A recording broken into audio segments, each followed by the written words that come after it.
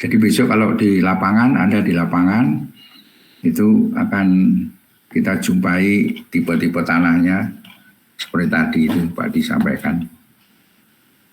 Mana tadi itu? Nah ini aluvial.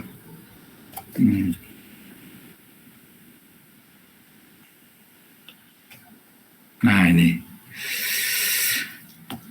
Nggak usah khawatir, setiap wilayah sudah punya standarisasi yaitu tentang klasifikasi tanah. Ini kita tinggal baca saja, tapi paling tidak Anda basicnya, dasarnya sudah paham. Ya, yang disebut aluvial itu apa, andosol, grumosol, latosol, litosol, mediteran, ini basicnya seperti ini. Kalau ada tambahan-tambahan silakan saja. Ya. Tapi yang penting kita dasarnya sudah tahu. Nah, kemudian sifat fisik tanah tadi, mulai dari warna Mas. Kita ya masuk ke sifat fisik tanah ya Mas, lanjut ya. Nah ini mulai warna tanahnya. Pengamatan pertama di lapangan terhadap massa tanah adalah warna Mas. Gitu. Kalau kita masuk ke suatu wilayah, itu kan kadang-kadang, ini kok tanahnya berwarna hitam gitu. Wah, ini berwarna kemerahan, gitu, kecoklatan. Nah itu. Jadi warnanya di situ ya muncul warna. Jadi warna ini bisa menunjukkan komposisi kimia partikel penyusun tanah, unsur atau senyawa kimia dalam tanah. Yang kedua, komposisi organik tanahnya. Kemudian makin tinggi kadar bahan organik, biasanya tanahnya berwarna makin gelap. Kemudian kelembapan tanah, makin tinggi nilai kelembapannya tanah, warna tanah juga semakin kelam, gitu. Gelap kelam gitu ya. Nah ini contoh warna tanah. Kalau berdasarkan komposisi kimia itu ada gutit ya, FeO, rumus kimianya itu warnanya coklat kekuningan ya. Warnanya coklat kekuningan atau oranye. Kemudian kalau komposisi kimianya itu hematit, itu kemungkinan bukan FeO tapi ada berupa Fe2O3 ini. Ini coklat kemerahan Mas. Ya, reddish brown, misalnya reddish brown, coklat kemerahan. Reddishnya itu merah itu, brownnya itu coklat, itu Fe2O3. Kalau yang berwarna coklat biasanya itu komposisi kimianya itu akaganit ya. Itu beta FeO OH, ada unsur basanya ini OH-nya. Kalau lepidocrusid berwarna oranye, ini alfa apa itu FeO-nya itu tipenya yang alfa. Kalau tadi beta ini alfa ya. Kemudian maghemit itu coklat kekuningan. Nah, ini ada unsur Fe2O3-nya itu punya kode sendiri ini. Apa ini bacanya apa Mas ini? Lambda itu apa? Ya lambda.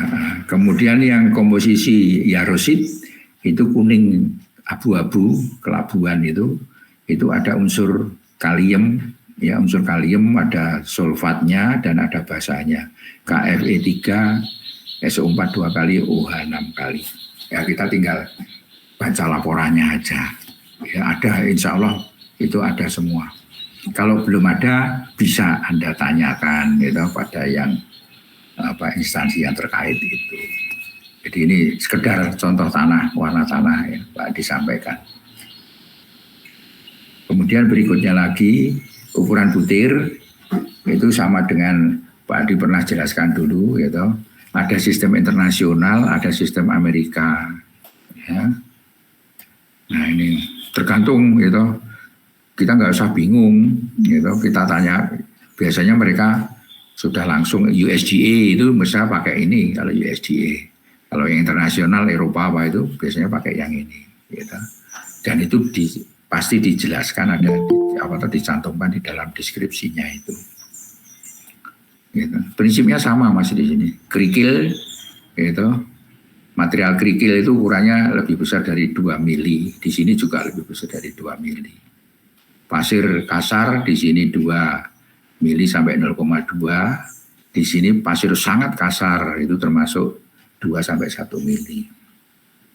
Atau sampai yang berukuran debu, itu di sini itu 0,02 sampai 0,002 mili, ya, debu.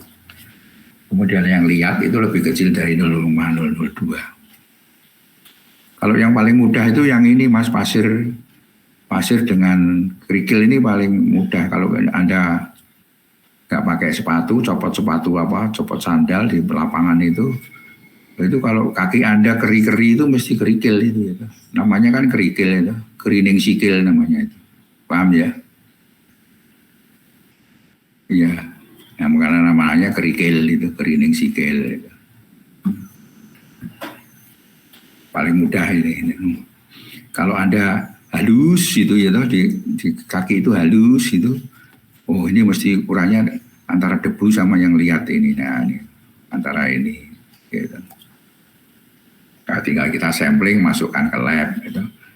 Dominan yang mana, nanti keluar persentase beratnya itu.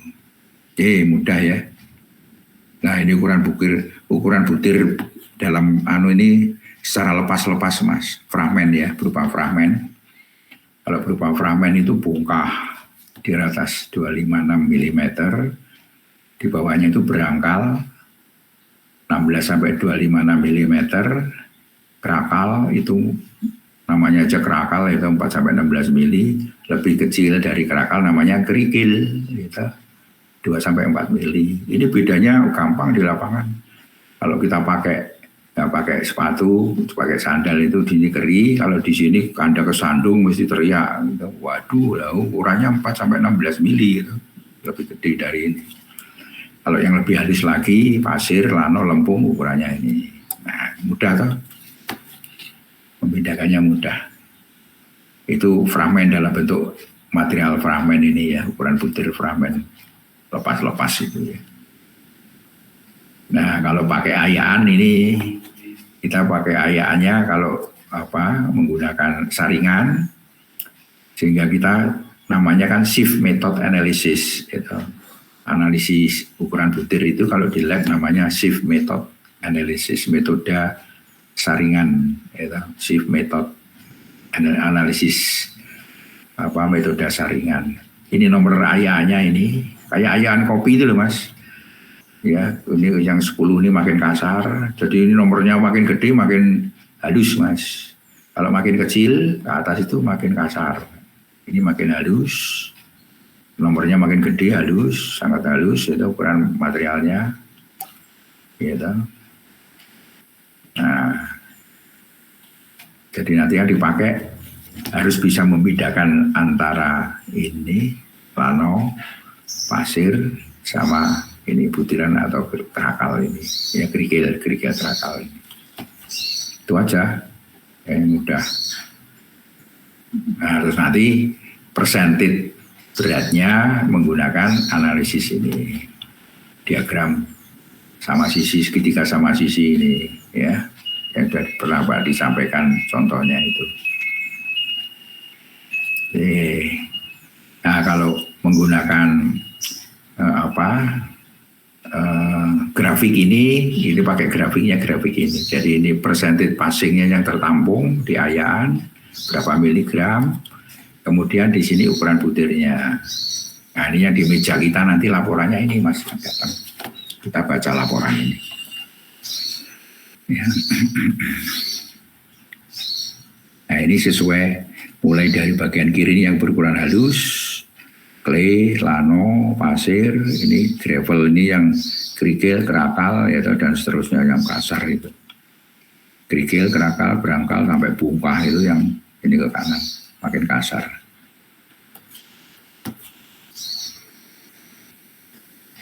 Jadi ini sama juga.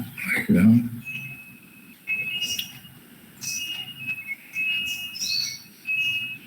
Kalau Anda lihat ada 1, 2, 3 diagram ini yang diagram mana yang ukurannya itu ukuran butirnya komplit Mas, mulai dari halus sampai kasar. Di mana Mas? Diagram berapa? Coba Anda lihat dari diagram 1, 2, 3 ini. Yang ukuran butirannya mulai dari halus sampai dijumpai sampai halus, sedang sampai ke kasar. Diagramnya kemana Mas? Nah benar ini. Yang bawah ini ya. Ini ya. Bener Mas. Ini ya.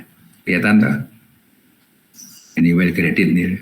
Ini mulai dari ukuran butir 0,01 terus makin kasar.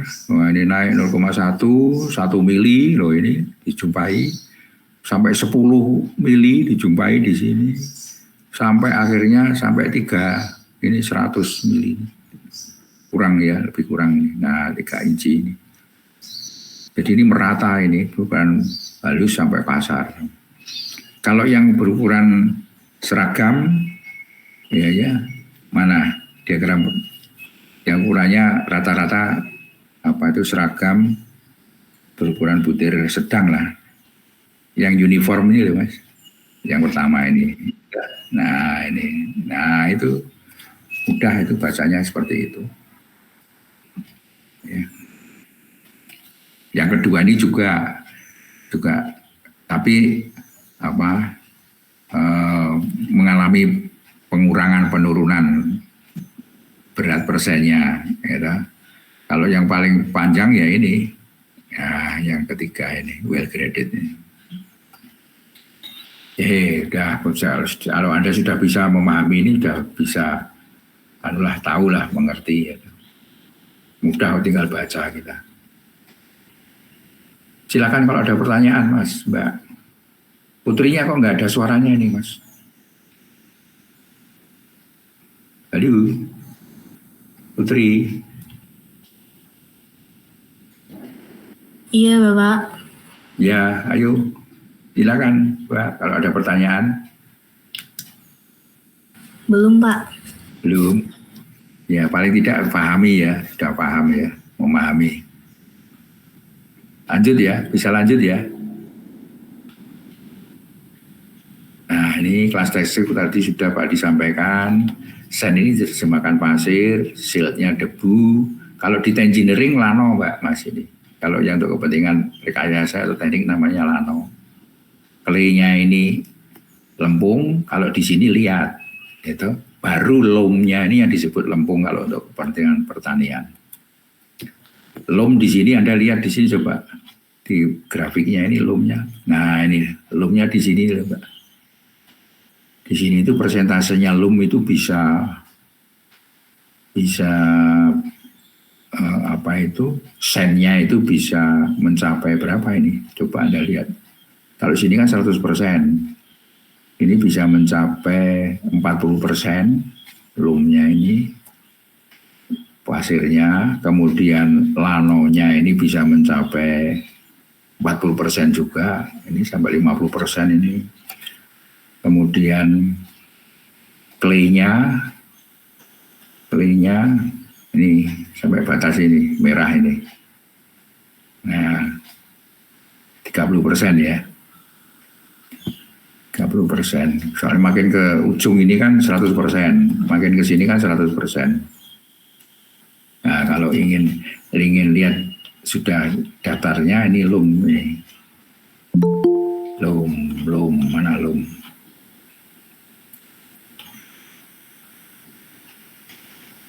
Loam. Kalau ada loam.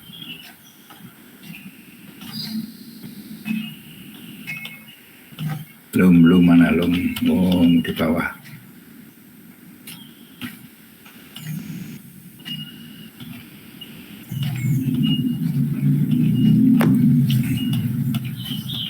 Mana Mas loamnya?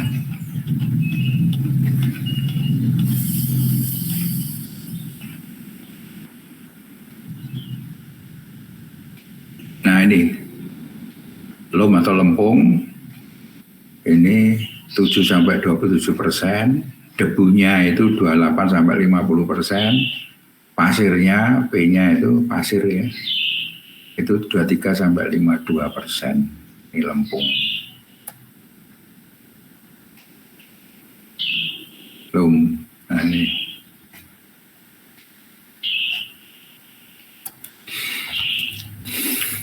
Oke, kalau tidak ada kita lanjutkan.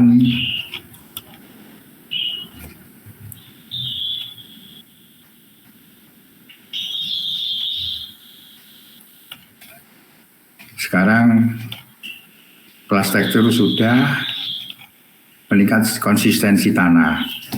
Sifat konsistensi tanah itu sifat fisik tanah yang memperlihatkan kuat lemahnya gaya kohesi dan adhesi antar partikel penyusun tanah. Jadi secara umum gaya kohesi dan adhesi itu gaya ini Mas, mudah atau tidaknya tanah itu lengket itu atau dia berupa lepas-lepas gitu. Kalau kita tekan itu dia lepas atau lengket itu, ya. Ada atau ke tanah yang kita pegang itu lengket, lihat gitu. Bener nggak Mas? Kayak permen itu, permen lengket itu, permen coklat itu. Ya itu, nah itu mudahnya contohnya seperti itu. Nah ini dinyatakan dengan konsistensinya berhubungan dengan status kadar air dan dideskripsi menurut berbagai kondisi kelembapannya. Jadi ada kadar air dan kelembapan tanah. Nah itu. Nah ini ada kelembapan tanahnya. Kalau dia disebut kering, itu kelasnya itu 0, 1, 2, 3. Derajatnya itu lepas, lunak, keras, luar biasa keras. Nah ini konsep pemberiannya, deskripsinya seperti ini. Disentuh tanpa tekanan, jadi cuma ditempelkan gitu aja itu tanah sudah hancur. Jadi nggak usah ditekan gitu. Anda tempelkan tanganmu itu dia sudah hancur. Kalau lunak itu ditekan sedikit baru hancur. Kalau keras itu ditekan kuat itu sampai menyakitkan itu tanah baru hancur. Kalau luar biasa keras, tanah hanya dapat dipecah dengan menggunakan alat. Ya, alat pemukul atau alat apalah istilahnya gitu. Ya. Ini kondisinya kering, kelembapannya kering. Kemudian kalau lembab, ini ada kelasnya 0 sampai 5, derajatnya lepas-lepas sampai luar biasa teguh, namanya teguh gitu, luar biasa teguh. Lepas-lepas itu disentuh tanpa tekanan, tanah sudah hancur, sangat gembur, disentuh dengan sedikit tekanan, tanah sudah hancur, gembur, bila ditekan dengan agak kuat, tanah baru hancur. Kemudian teguh, bila ditekan tanah sudah hancur, sangat teguh. Ya. Bila ditekan kuat-kuat, tanah baru hancur. Luar biasa teguh, itu ditekan atau dipijit, tanah tidak hancur kecuali memakai alat bantu. Nah itu. Ini lembab, ya, kondisinya lembab. Kemudian yang basah, tanah basah mulai tidak lekat, 0 sampai ini sangat lekat ini, ya, atau tidak liat atau agak liat. Nah ini derajatnya tidak lekat sampai sangat lekat, ya, 0, 1, 2, 3. Atau kalau istilah pakai liat itu tidak liat, agak liat, liat, sangat liat. Ya. Oke, ada yang ditanyakan Mas, Mbak? Jadi ini ada tanah lembab, ada tanah kering, ada tanah lembab. Ini harusnya lembab ini pakai P ya, bukan pakai B. Nah, harusnya gitu. Lembab. Basah. Oke, silakan kalau ditanyakan, Mbak, Mas. Lanjut. Ya, kemudian struktur tanah. Sifat fisik tanah yang mengalami penggumpalan. Partikel-partikel dari tanah meliputi butir pasir, debu, dan liat yang terikat satu sama lain oleh suatu perekat bahan organik, oksida besi atau karbonat, yaitu bahan perekatnya itu berupa material organik, oksida besi atau karbonat. Gumpalan ini membentuk ukuran dan ketahanan yang berbeda-beda. Nah ini bentuk gumpalannya itu ada yang granuler, granular itu seperti gula pasir itu Mas, berupa gumpalan dari butir ukuran pasir yang dapat menghasilkan rongga pori primer pada lapisan tanah. Yang kedua bentuk lempeng, pipih. Kalau ini granular itu butiran, kalau lempeng itu pipih, berupa gumpalan dari material bentuk pipih. Ya. Kemudian bentuk gumpal bersudut.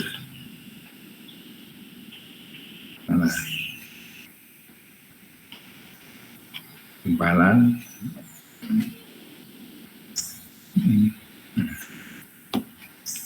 Ya.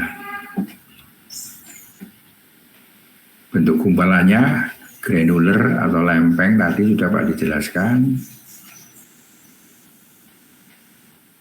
Nah, bentuk gumpal bersudut seperti kubus dengan sudut tajam, panjang sumbu vertikal sama dengan sumbu horizontal, ya kayak gula pasir itu Mas, ya. Dijumpai pada horizon B. Jadi ini dijumpai pada horizon B pada tanah daerah iklim basah. Harusnya di sini aja. Nah, itu yang bentuk gumpal bersudut.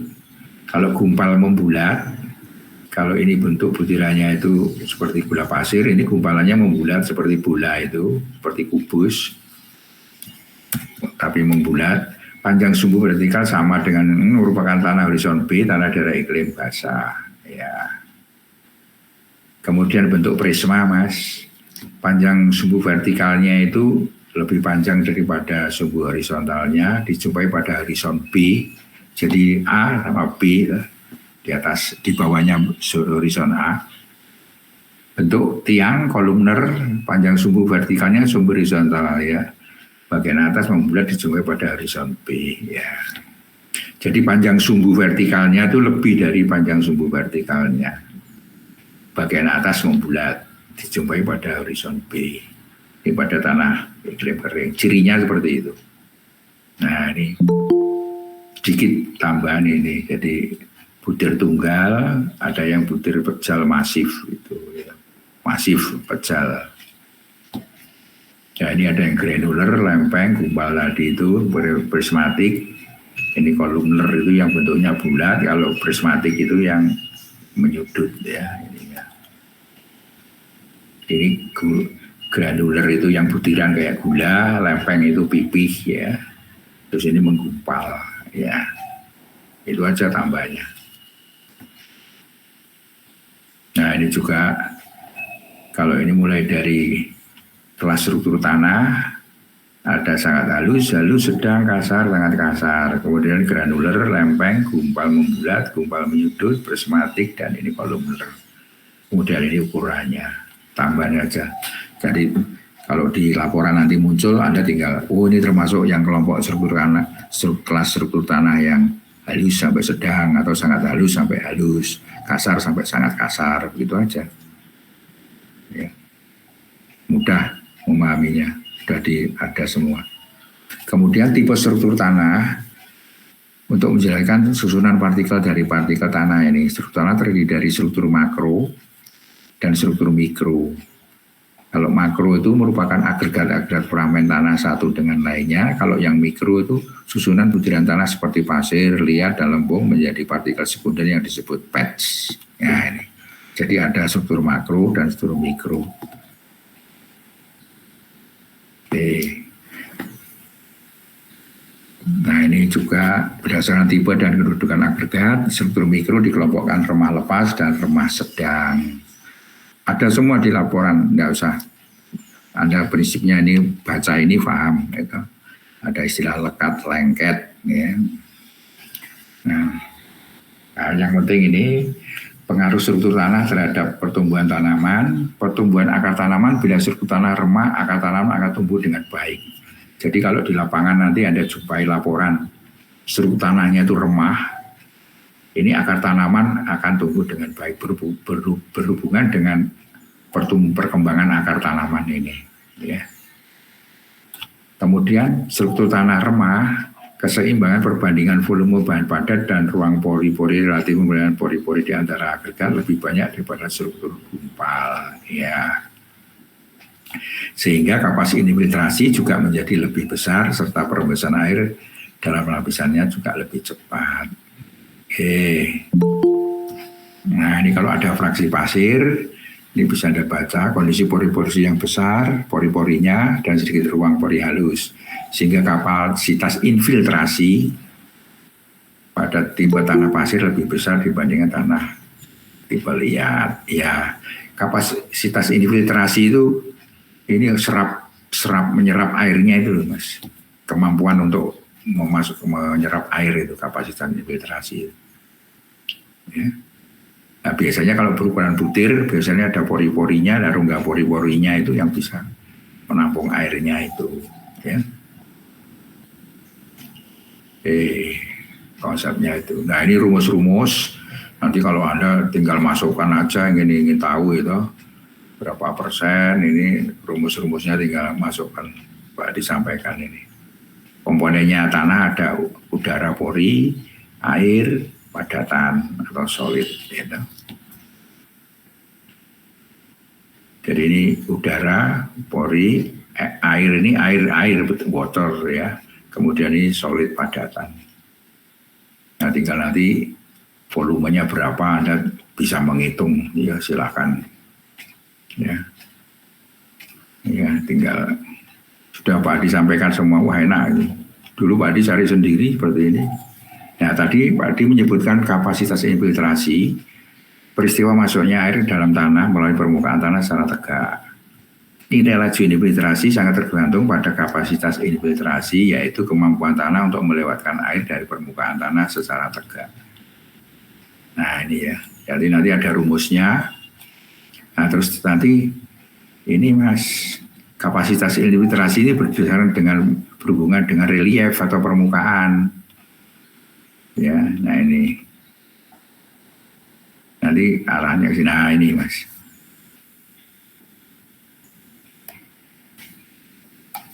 Kalau Anda ke lapangan, itu kalau Anda lihat perbukitan dan sebagainya, itu Anda bisa melihat di bagian puncak ada membagi-bagi ya. Ini bagian puncak, terus ini bagian flanknya atau sayapnya, lereng, kemudian ini dasar lembahnya. Nah di situ nanti ini berhubungan dengan infiltrasi tanah tadi itu. Jadi hubungan antara morfologi, air permukaan dan infiltrasi. Jadi kalau di bagian puncak ini R-nya sama dengan infiltrasinya lebih kurangnya, ya. Nih, nah, bagian lereng itu R-nya itu lebih besar daripada infiltrasinya. Kalau ini ada yang mengalir, ada yang meresap. Kalau di sini mengalir semua, nah ini R-nya lebih. Ya. Nah kalau di bagian dasar lembah itu infiltrasinya lebih dominan, lebih besar daripada alirannya, R-nya lebih besar. Jadi ini banyak dia infiltrasi ke dalam masuk ke dalam lapisan tanahnya ini. Gimana? Silakan kalau ada yang ditanyakan sampai di sini.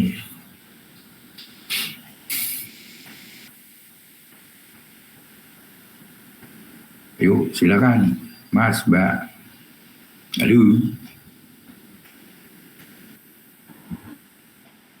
Oh ya, oke, lanjut. Nah ini, jelasannya ini Mas, daerah puncak itu proporsi air permukaan yang meresap atau kapasitas infiltrasinya ke dalam tanah dan air yang mengalir relatif sama. R itu air yang mengalir, gitu. Sehingga tanah berkembang normal. Kalau pada bagian sayap atau lereng, R-nya itu lebih besar daripada yang meresap. Jadi yang mengalir itu lebih besar, lebih dominan. Proporsi air yang meresap infiltrasi ke dalam tanah lebih kecil. Ini untuk VIT-nya lebih kecil dibandingkan air yang mengalir. Jadi yang dominan itu yang air mengalir. Nah ini kan panahnya mengalir ini. Ini dominan. Ini sama, seimbang, lebih kurang. Nah kalau yang di bagian lembah itu fitnya ini yang dominan. Nah ini sehingga tanahnya lebih tebal biasanya. Paham ya Mas, Mbak? Ya, oke, terima kasih ini. Nah ini terus salah satu sifat fisik tanah itu yang kita sebut dengan nilai Cool, Mas. Nilai Cool itu singkatan dari Coefficient of Linear Extensibility. Jadi Cool-nya itu, Co-nya itu linear, koefisien, L-nya itu linear, ini E-nya itu extensibility. Ini. Potensial volume change atau swelling index atau pengembangan. Ini bisa mengembang ini. Wah ini kurang anunya. Nah, ininya di sini.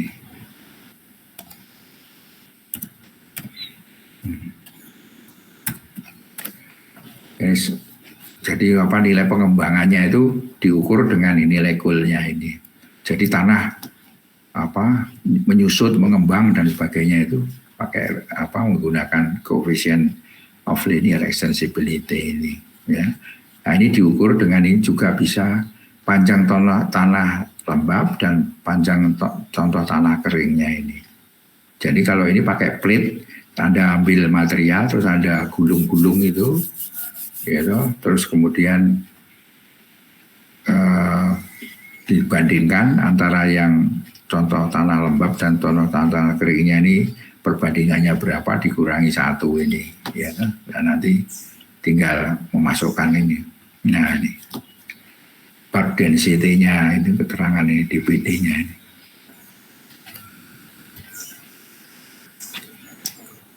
Nilai Cool. Nah ini hasilnya nih Mas. Kalau lebih kecil dari 0,001 sangat sedikit, mineral monmurilnya kategorinya sangat baik. Sampai dia lebih besar, sangat banyak, monmurilnya dia sangat jelek. Jadi apa? Kalau sangat jelek itu dia mengembang, sangat mengembang Mas. Tanahnya itu sangat mengembang. Nih. Tuh arahnya ke sana penilaian ini, nilai Cool. Nah kematangan tanah kita menggunakan rumus ini. Nilai perbandingan antara kadar air tanah kondisi lapangan dibagi dengan yaitu ini yang bagian bawah ini L sama H persen lihat persen bahan organiknya ini.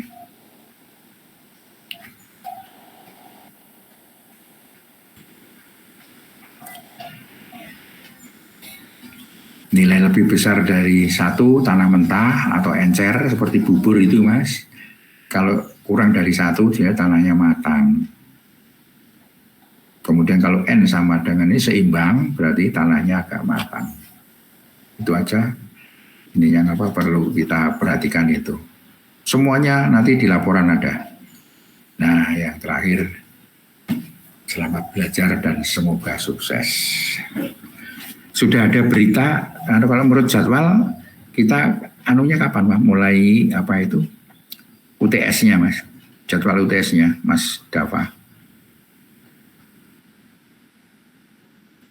Tanggal 13 Mei.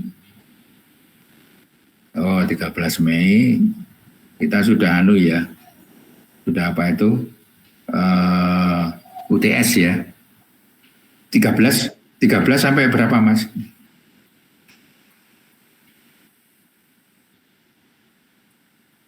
Minggu ya. Oh iya. Jadi nanti akhir Mei kita sudah masuk lagi ya. Ya insya Allah lah kita tepat waktu nanti.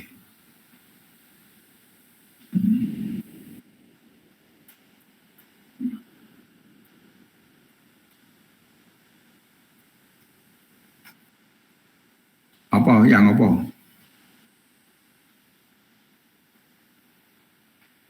Yang apa? Materi apa?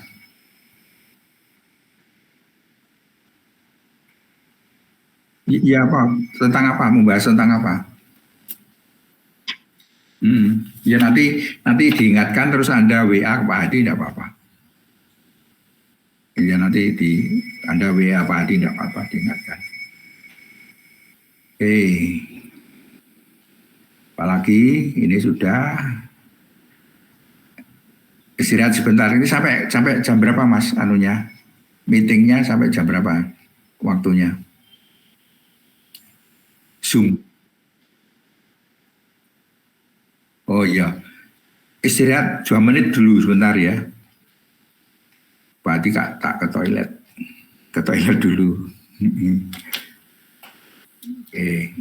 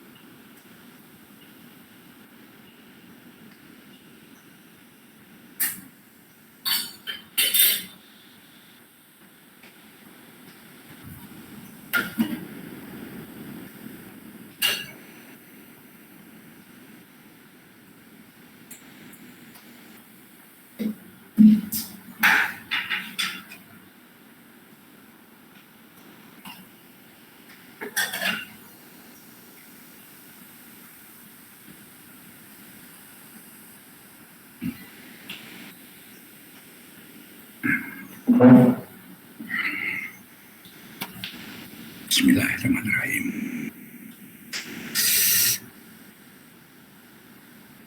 Baiklah, kita lanjut.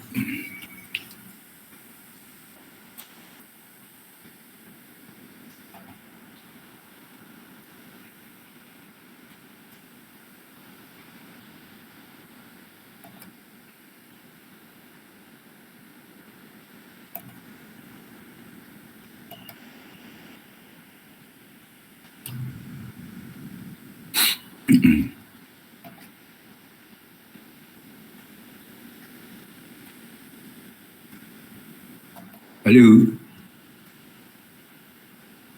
Ya, kita lanjut, Mas.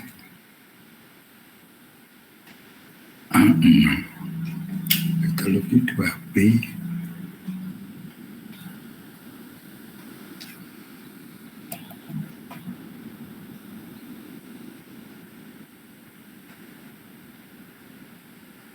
Oh.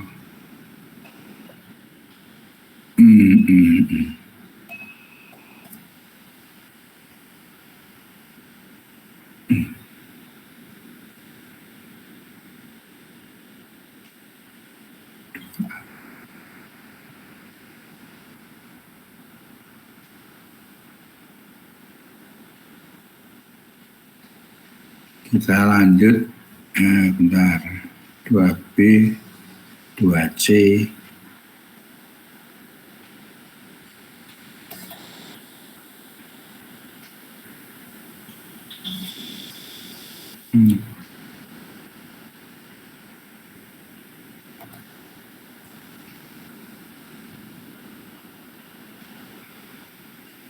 kita 4B,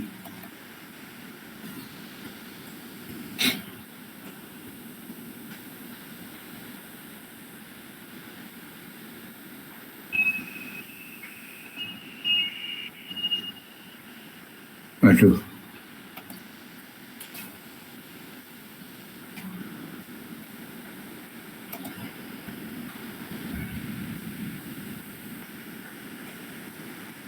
metodologi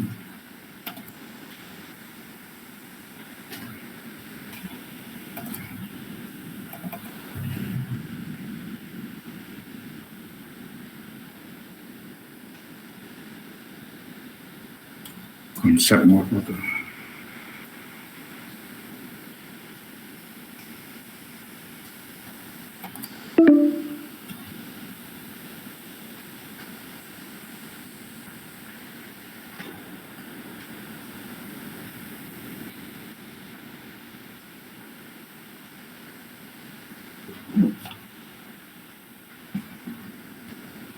Tentatif nih.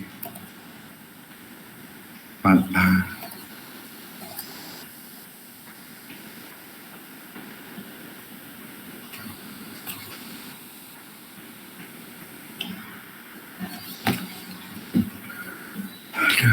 Aduh. Yang deskripsi.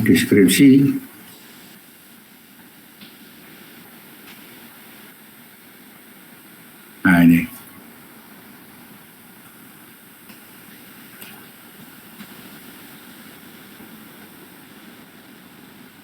Halo. Ini sudah, bisa diterima materinya, Mas? Oh belum. Bentar.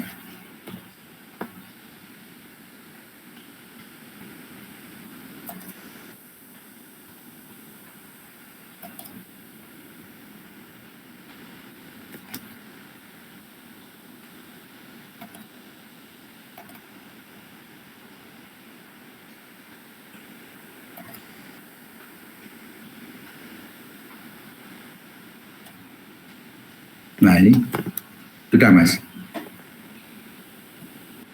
Oh ya. contoh deskripsi konsep morfogenetik ya. Nah, ini sebentar aja. Baiklah, kita lanjutkan untuk materi praktikumnya.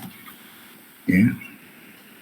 Kalau besok Anda sempat ke lapangan, ini Pak Adi memberikan contoh deskripsi konsep morfogenetik untuk satuan bentuk lahan fluviomorfogenetik. Nah ini satuan bentuk lahan fluviomorfologi. Ya, untuk fluvial Mas, bentuk lahan fluvial.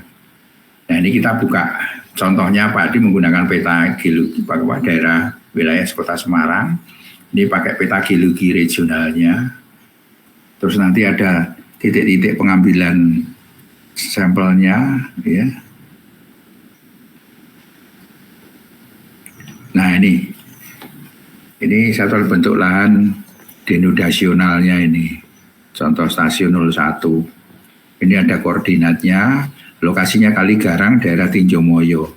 Jadi ini kalau di daerah di daerah sini nih Mas, Kaligarang, Tinjomoyo di daerah sini. Mudah-mudahan kalau dibesarkan kelihatan. Nah ini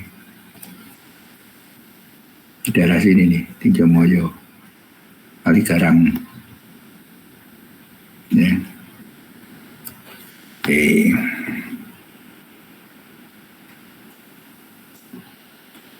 Nah ini lokasi pengamatannya Kaligarang, daerah Kelurahan Tinjomoyo, Kabupaten Kecamatan Banyumane, area Gombel Lama dan sekitarnya. Sudah pernah lewat sini Mas, daerah Gombel Lama? Belum Pak. Belum. Gombel.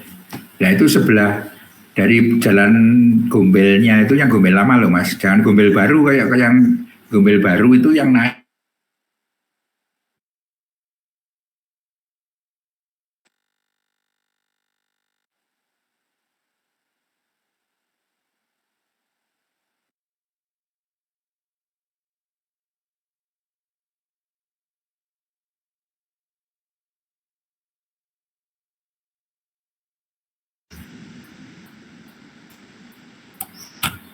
Nah, lokasi pengamatan Sungai Kaligarang, daerah Kelurahan Tinjomoyo, ini stasiun 0,01, tanggal berapa, ini bisa Anda kasih tanggal, kemudian koordinatnya, Anda pakai kompas, koordinat berapa, pakai apa itu, GPS itu Mas. Sudah pernah pakai GPS Mas? Nah itu kan keluar XYZ-nya kan keluar toh ini. Bisa ditentukan Z-nya ini elevasi 148 meter di atas permukaan laut ini. Nah ini Anda bisa bikin pengamatan ini, Anda ambil foto, ini tebing timur, ini tebing barat. Ini ya satuan bentuk lahan fluvial denodasional. Nah terus Anda bikin penampangnya seperti ini. Penampang sungainya. Ya, yang tadi itu, ya ini dibuat penampang sungainya seperti ini. Ya, kemudian variabelnya apa saja Anda bisa melihat di sini. Gitu. Nah ini.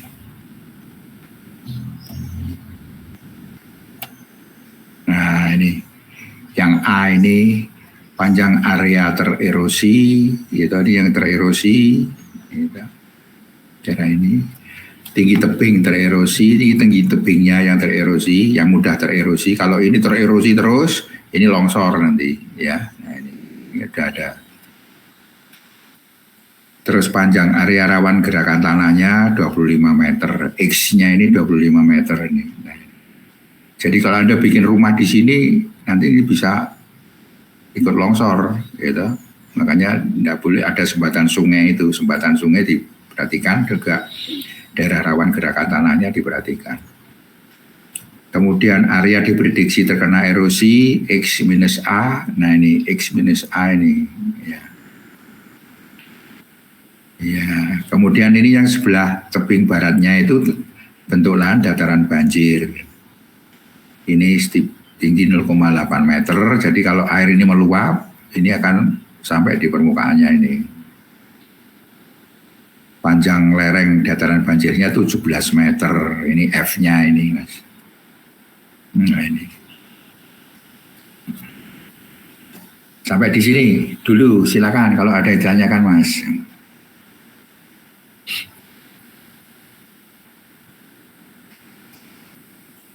Ini fotonya yang atas ini. Nah ini.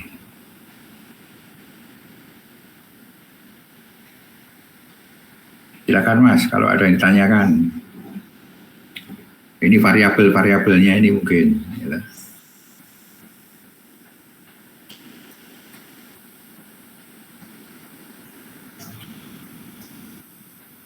Cukup ya, bisa dipahami ya.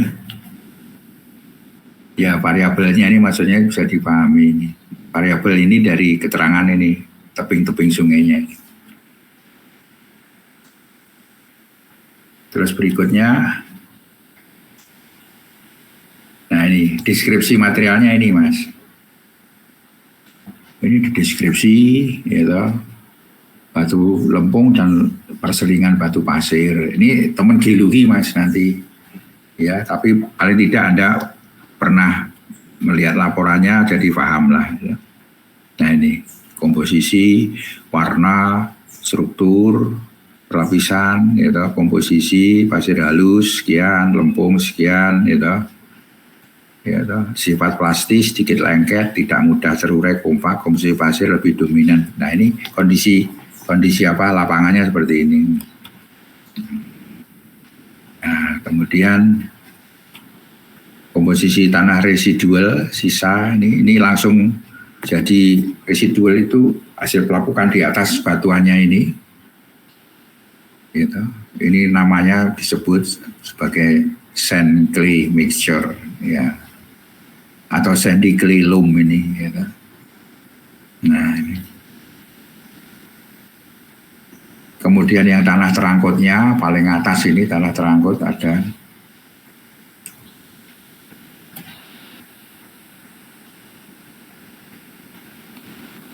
Nah itu.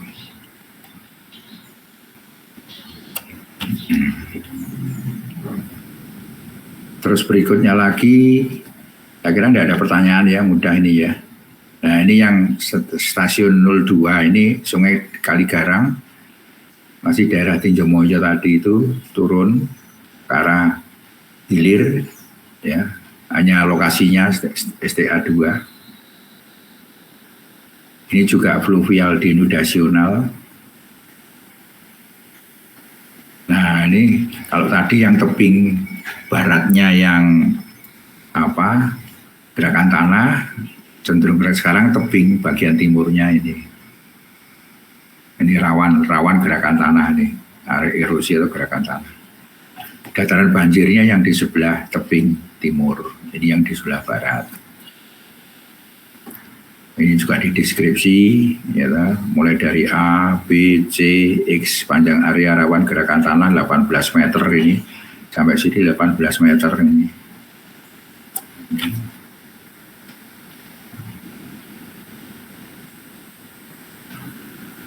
Nah, satuan bentuk dataran banjirnya ini di sini, bagian timur. Kemudian deskripsinya ini, nah ini deskripsinya. Materialnya, penamanya ini Mas, silty clay loam. Nah ini pakai USDA ya, tanah terangkut. Jadi ini ada residual soil di bagian bawah, tanah terangkutnya yang di atas. Ini tanah terangkutnya di atas ini. Nah, ini bagian bawah ini yang residual soilnya. Jadi ini yang stasiun 3. Ini di daerah Tinjomoyo juga, Kelurahan Tinjomoyo. Nah ini penampangnya seperti ini. Sama ini.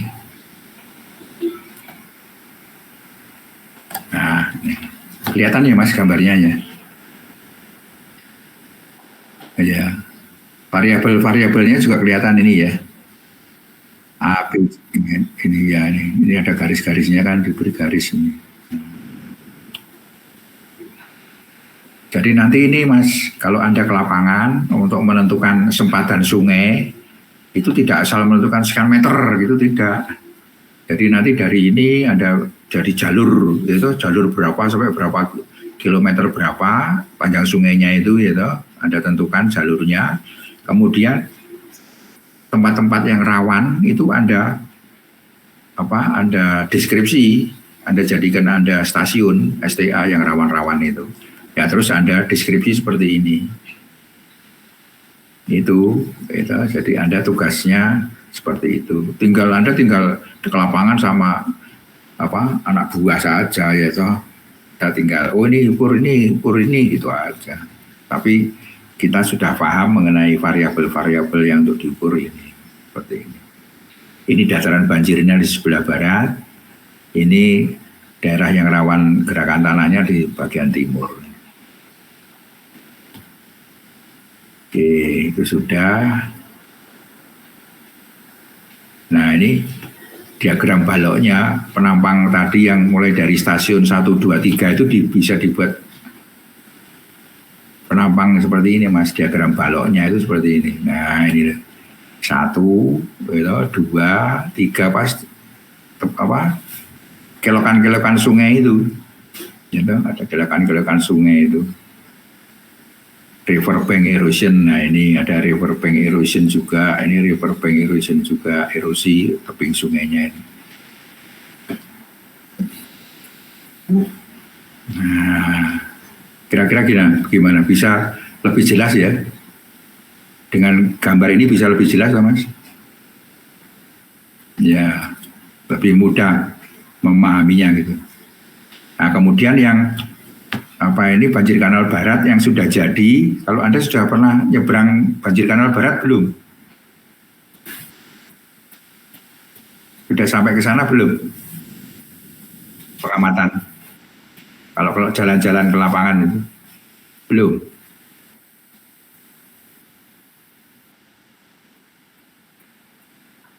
Ya, ini yang dari jembatan itu Mas Sugio Pranoto, Jalan Sugio Pranoto kan ada jembatan tuh nyebrang itu. Ya, setelah ini Mas Bendung Simongan itu loh. Nah ini sebelah barat ini kan dibuat dinding penahan ini dibersihkan. Ini sebelum dipasangi ini penahan ini. Nah ini masih alami. Ini yang sebelah barat sudah mulai dikonstruksi ini. Ini tebing kiri, tebing kanannya. Nah, ini penampang sungainya ini, ya. Nah, itulah sekedar tambahan dari Pak Adi seperti itu untuk deskripsi tebing sungainya itu.